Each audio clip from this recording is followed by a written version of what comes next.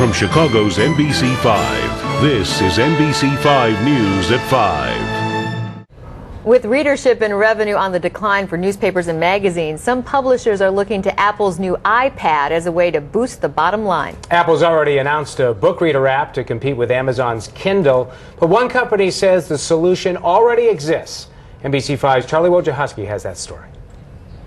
That's what it looks like. When Apple unveiled its long-awaited iPad last month, many in the struggling publishing industry saw the tiny tablet as a new way to make money. We really could be on the cusp of creating and consuming content, both web-based, maybe also in media form from a book or whatnot, a magazine, in a brand new way. The New York Times has already announced it's prepping a custom version for the iPad and similar devices.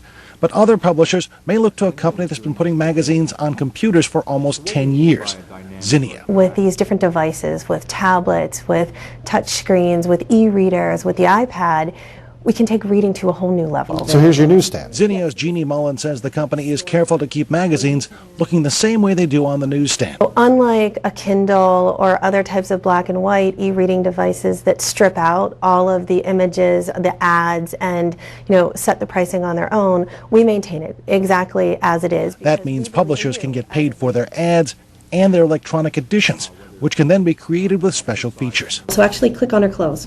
Oh, okay. Click on some outfits over here. She'll change her clothes, and you can actually give her the right handbag to go with that dress. Zinio's iPhone and iPod Touch apps are already available and will run on the iPad.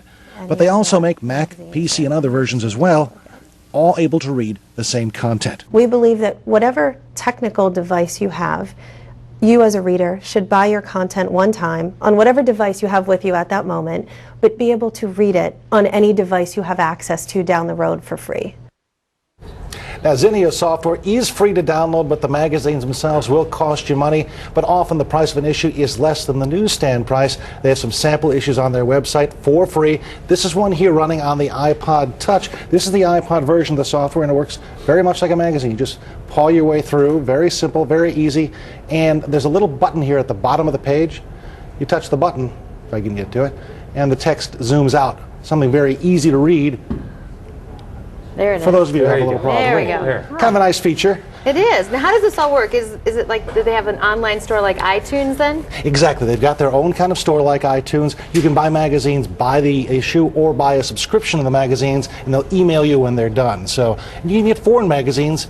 The foreign magazines you pay for in euros or whatever the currency is in that country. So cost effective in a way, too. Yes, it is. And if you buy a book, you said you can use it on any of these devices? How does that work? Well, because they have this website, and your books live on the website and are downloaded to your device, you can download the version necessary for your machine. So if I have an iPod or an iPad, the software automatically knows to go download that version. They're working on an Android version. There are Mac and PC versions as well. Very cool. Thanks, Charlie. Sure.